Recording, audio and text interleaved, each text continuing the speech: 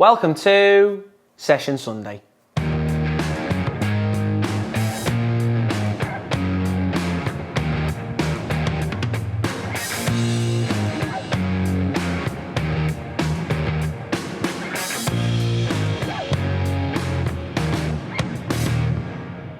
Hi guys, it's Jack Edwards, and in today's video we're going to be taking a look at defensive compactness in midfield. But before we get into this week's video, make sure to leave us a like and subscribe, and if you missed last week's video, click on the link above.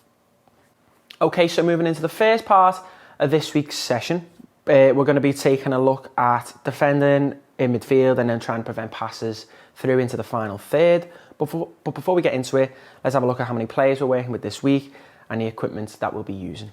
So in terms of players, so in the first drill here, so outfield players is going to be 12, okay? If you have goalkeepers, you can add them in to this drill if you wanted to as well, and into the other drills. But what we're going to do is we're going to try and work the session working without a goalkeeper so you can see how it can work and how you can try and adapt it without the goal.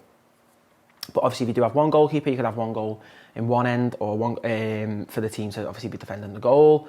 If you have two goalkeepers, a goal either end, so when one team wins the ball back, they can look to score as well. In terms of the equipment, we're going with balls, bibs and cones, and then if you don't have access to small-sided goals, try and use poles if you have them, okay, to mark out an area for the goals. In terms of the setup for this part of the session, total depth, we're going 40 yards, so two 20-yard areas and then 30 yards of width. So we're working in two 20 by 30 yard areas. So we're going to have the small-sided goals in here, okay? So for the Blues, we're defending in midfield 4 in here, with two centre-backs in behind. With the Yellows, they're going to have a 3 and a 3. Okay, so these players are going to be locked into there as well. So when the ball goes into here, we're not actively looking to press this ball, we're just looking to stay compact, show it into areas where we can win the ball, and then try and pinch it, okay? But we're not actively looking to go press the ball straight away, unless there's a mistake. So the Yellows, like I say, are going to have 3 players in here and 3 players in there. If you do have goalkeepers, instead of having small-sided goals, you could, let's say you have one goalkeeper, you could remove the 2 small-sided goals in here and have the Blues defending an actual goal once it goes into there, and then when they win it back, trying to play forward into here. So if you wanted to, you could work with both teams. It can be like once the Blues win it back and score, they can then transition and be the team in possession. When you're in possession, it'll always be a 3 and 3 formation, as if you're playing against a 4-3-3. If you want to practice playing against a 4-4-2 though, you can as well. So the ball start coach gets played into the yellow. So we're focusing on our compactness, so our angles and our distances, and then delaying, denying and deflecting away from goal and away from areas where the opposition looks to play through. So obviously the nearest man looks to put pressure on, with everyone else shuffling across. Okay, so what you can try and do is to stop balls going over the top, is say that the ball has to go into this area below head height, okay, so it gives them the chance to intercept it. So it can go in the air, but we're not looking for it to go over the top. Doesn't really happen in a game as well when you're trying to play through the thirds, just 20 yards, a clip ball over the top. So if the ball moves centrally, okay, so we're looking to still be stepping, okay, as a team. So these players in here can step as well to prevent that space in between the lines. Again, looking for players to press the ball, players behind it, okay, retain that shape, okay, force the ball to go sideways and backwards. When it goes there, again, preventing those passes coming through. So one player's in and we're starting to drop, okay, all the players are on that angle. If they do try and play forward, we can try and intercept. So this might try and play quickly into the winger, try and intercept. Okay, so we're trying to put ourselves in positions, okay, to intercept the ball. So if the ball switches though, so if we're over here and the ball does switch to that left side, it's travelling, the ball's got to travel, okay, so that gives us time to get across, okay, and if we can't actually go press the ball, protect the space, okay, we can't put pressure on it, protect the space, okay, and again, what the Yellows are looking for is, it's not going to be an offside in here unless you wanted to do an offside line, but then the Blues would just step up to there, okay? So you can maybe do like an offside line halfway through, so after like 10 yards, after 10 yards. So then the Yellows are obviously looking to move and then receive the ball. If they do receive the ball in here, it is a 3v2 scenario. So then for us, it's, can we just look to win back the ball back quickly? Can we stop the route to goal? So we're trying to prevent as many passes in there as we can. If the Blues win it back in either area, okay, they're looking to get the ball forward quickly. So it's, can we get it into space? Can we play forward? Play to the wingers, play through midfield. Okay, play to the strikers, playing behind. Okay, so it's securing the ball and then looking to go forward. So focusing on those angles and distances, staying compact, okay, that concentration and awareness, okay, to always be checking our shoulders, be aware of the space, and then our positioning in relation to the ball. So when the ball's wide, okay, prevent that ball down the line, bring it back inside, bring it back inside, stay compact. And again, the centre-backs, okay, that cohesion with them, make sure when the ball goes wide, these aren't miles away, okay? These are protecting the space as well, protecting that space in behind, so then if the ball did try to play through, it can be intercepted. We will now move into our first animation before moving on to part 2 of this week's session.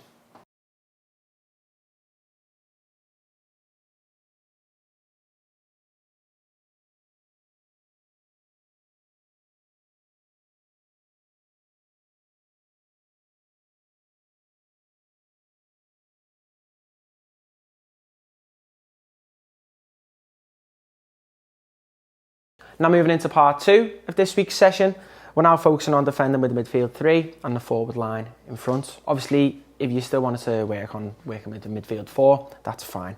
So what we're trying to do is force the ball back into congested areas. When the ball goes wide, force it back inside. Now, if you don't have goalkeepers for this part of the session, you can use end zones. We're looking for small-sided goals as well too with this. So if you've got access to like 7-a-side or 9-a-side goals, you can use them, okay, for this area without the goalkeepers as well. In terms of the setup, 40 yards depth, okay, so 20 yards each area, you can increase that as well. In terms of width, 45 yards, 25 yards centrally, 10 yards either side. Again, that can be increased and decreased depending on how many players you're working with and the age group as well. So the 2 wide players are locked in and the 2 yellows are locked in either side as well. So we've got our front 3 with the midfield in behind.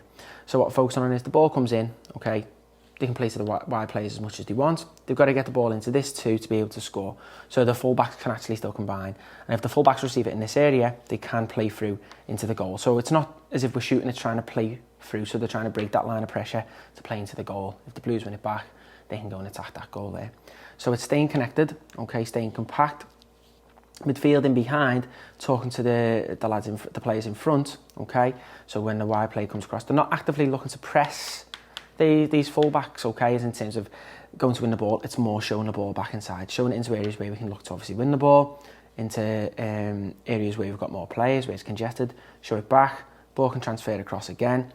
These 2 players are looking to get on the ball. When the fullback gets it, if they get it in this area here, okay, can the midfielder jump out, okay, which then means the other 2 have to mark up. When the ball comes into central areas, that's when we look to win it back, get it in here, and then look to play forward. Again, so it's that concentration, okay, that awareness of the space around us, but the anticipation as well. So anticipate where the ball's going to go. So as that player's going to play wide, okay, anticipating the pass, getting there quickly and putting pressure on. Okay, putting pressure on the ball, carry it quickly, so they don't get time to take a touch, don't get time to get the head up. Okay, so it's important to get the head down, get them playing backwards, okay, which means then the next players can anticipate it and put pressure on, and we can look to start stepping up the pitch, putting pressure on the opposition. Then when it goes wide again, there we go, we get players coming around the ball. So we're hunting in packs as well to win the ball back. So it's staying compact and protecting the space, but also actively looking to put pressure on the opposition as well. We will now move into our next animation before moving on to the final part of this week's session.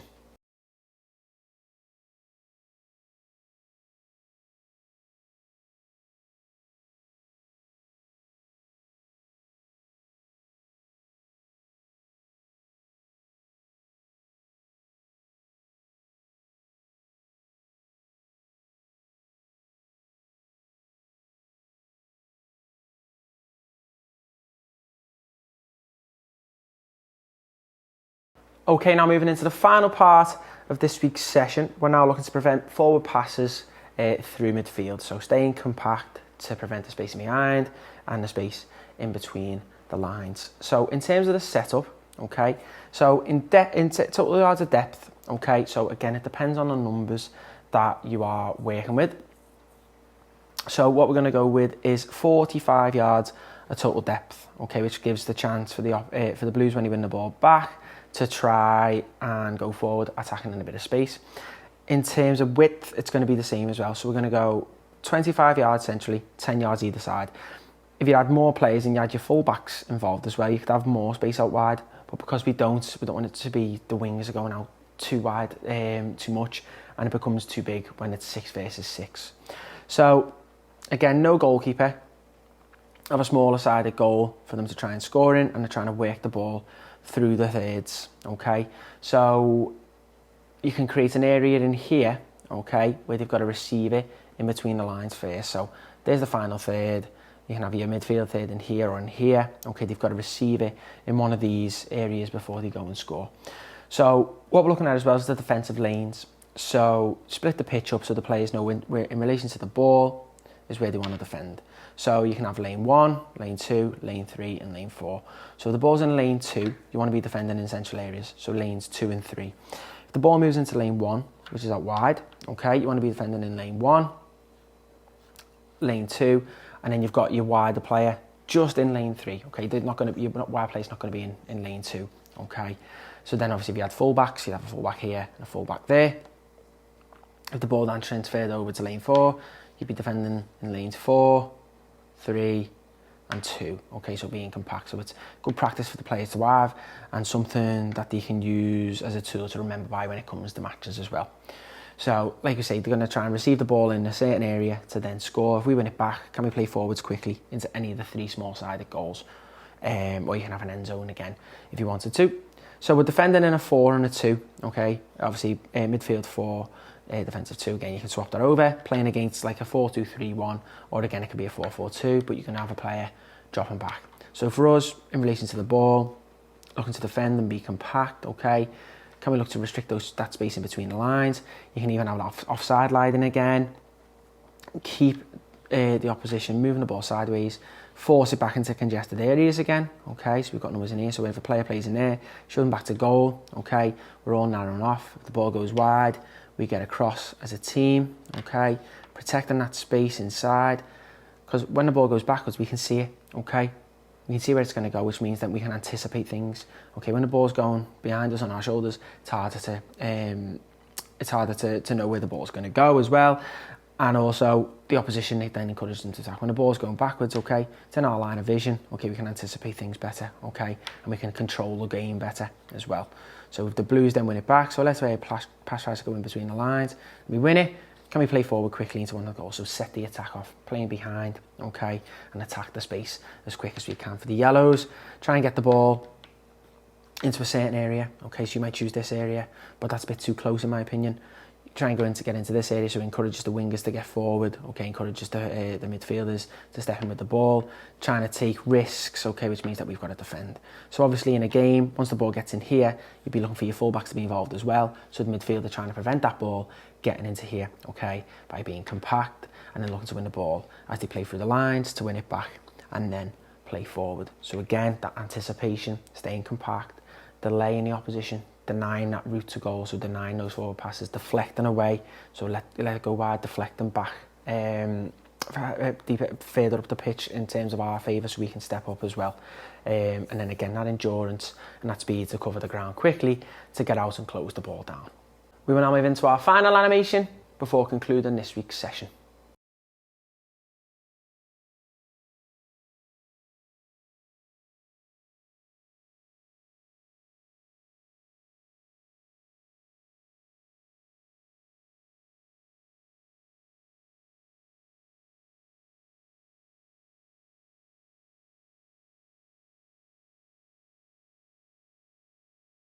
Thanks for watching this week's video. Don't forget to head over to our website where you can sign up to view all of our exclusive content. And we'll see you next week for another Session Sunday.